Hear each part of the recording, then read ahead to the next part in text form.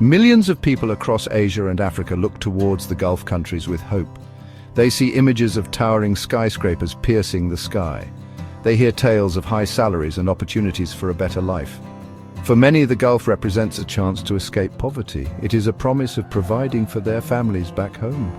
They dream of sending their children to good schools. They hope to build a secure future, a life with dignity.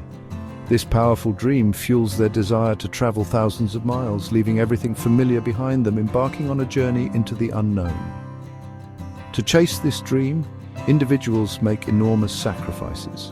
They often take out large loans from local moneylenders. These loans come with very high interest rates, trapping them in debt even before they start working. Families may sell their land or precious belongings to fund the travel and recruitment fees. Loved ones are left behind: spouses, children, aging parents. The emotional cost is immense, yet the hope for a significantly improved financial situation makes these sacrifices seem worthwhile. They believe that a few years of hard work abroad will change their family's destiny for generations to come, a powerful motivator. However, for many, the dream begins to crumble soon after arrival. The sparkling cities and promised prosperity can quickly reveal a harsher reality. Some workers find that the contracts they signed back home are not the ones they are presented with in the Gulf. Suddenly, the promised salary is much lower. The job description changes from skilled work to manual labor. Recruiters who painted a rosy picture disappear, leaving workers stranded and confused. The initial excitement gives way to a growing sense of unease and betrayal as the ground beneath their feet feels less stable than they had imagined. The stark contrast between expectation and reality becomes a heavy burden. The gleaming towers they saw in pictures now seem to mock their plight. They are in a foreign land, often unable to speak the language with little or no support. The system designed to bring them prosperity can feel like a trap. The realization dawns that their dream might have been a mirage, a beautiful illusion hiding a difficult and often cruel truth.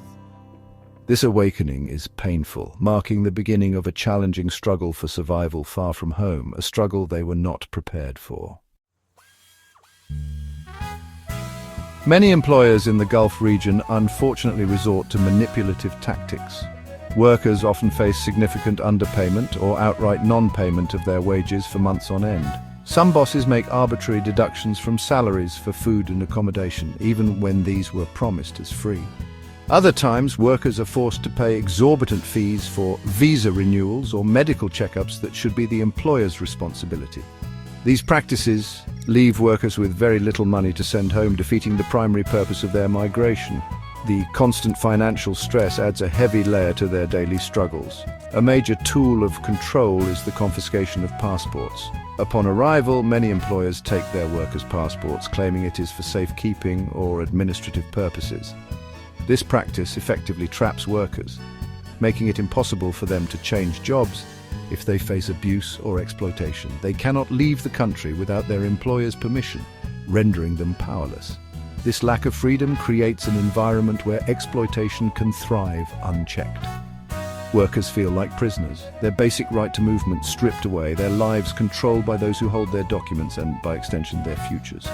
When faced with such injustices, seeking help is incredibly difficult. Many low-wage migrant workers are unaware of their rights, or they fear retaliation if they complain. Language barriers make it hard to communicate their grievances to authorities. The legal systems can be complex, slow, and expensive to navigate. Some workers report that even when they do reach out to their embassies or labor departments, the response is often inadequate or too slow to provide real protection. This lack of accessible recourse leaves them feeling isolated and vulnerable, with nowhere to turn for justice. The psychological impact of this sustained exploitation is profound.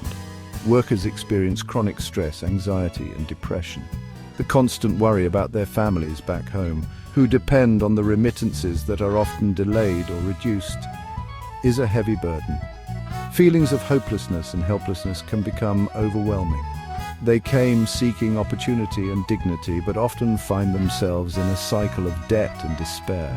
The dream they traveled so far to achieve has, for many, turned into a waking nightmare, affecting their mental well-being severely. The working hours for many migrant laborers are excessively long. Construction workers often toil under the scorching desert sun for 10 to 12 hours a day, sometimes more, with minimal breaks. Domestic workers frequently face even worse conditions, living in their employers' homes and being on call 24 hours a day, 7 days a week. Their work is unending, with no clear distinction between work time and personal time. This relentless schedule pushes individuals to their physical and mental limits, leaving little room for rest or personal recovery. The fatigue becomes a constant companion in their lives. Holidays and days off are a distant dream for a significant number of these workers. Many labor contracts, if they're even respected, offer far fewer days off than international labor standards recommend. Some workers report going months or even years without a single day of rest. They work through public holidays and religious festivals, far from their families and cultural celebrations. This continuous grind, without any respite, leads to chronic exhaustion and burnout. The lack of downtime prevents them from recuperating, both physically and emotionally, from their demanding jobs. Living conditions are often shockingly poor, particularly for those in construction and other manual labor sectors. Many are housed in overcrowded labor camps with 10 to 12 men sharing a small room. These accommodations frequently lack adequate sanitation, with dirty toilets and limited access to clean drinking water. The food provided can be insufficient or of poor quality. These camps are often located in remote industrial areas, far from city centers, isolating workers further from the wider society and any potential support networks. Such conditions are not just uncomfortable, they are detrimental to health. The combination of long hours, no rest, and squalid living conditions takes a severe toll on workers' physical and mental health. They are prone to workplace injuries, heat stroke, and illnesses spread by poor hygiene. Access to quality medical care is often limited or non-existent, with employers sometimes neglecting their responsibility to provide it. Beyond the physical ailments, the isolation, lack of privacy, and constant stress contribute to a sense of despair and loneliness. The very environment designed to house them becomes a source of sickness and sadness for these individuals striving for a better life. Women migrant workers face a unique and often more severe set of risks. Many are lured by promises of well-paying jobs as domestic helpers, hotel staff, or caregivers. However, upon arrival, some find themselves trapped in abusive situations, their passports confiscated and their communication with the outside world restricted. Domestic workers are particularly vulnerable, working in the isolation of private homes where abuse can go unseen and unreported. They may face physical, verbal, or sexual harassment from their employers with little means of escape or redress, their trust cruelly betrayed. The troubling rise in sex work among migrant populations is a stark indicator of the desperation many face. Some women are tricked by traffickers who promise legitimate jobs but force them into prostitution. Others, burdened by huge debts to recruiters and unable to earn enough through exploitative labor, may feel they have no other option to survive or send money home. The conditions of poverty, coupled with the lack of legal protection and support systems, create a fertile ground for such exploitation to flourish. It is a devastating consequence of a system that fails to protect its most vulnerable. Several factors contribute to this tragic reality. The immense pressure to repay recruitment debts is a primary driver. When legitimate earnings are suppressed or denied, individuals become desperate. The lack of safe and legal channels to report abuse or change exploitative employers leaves many feeling trapped. Trafficking networks are adept at identifying and preying on vulnerable individuals, promising a way out that leads to further exploitation.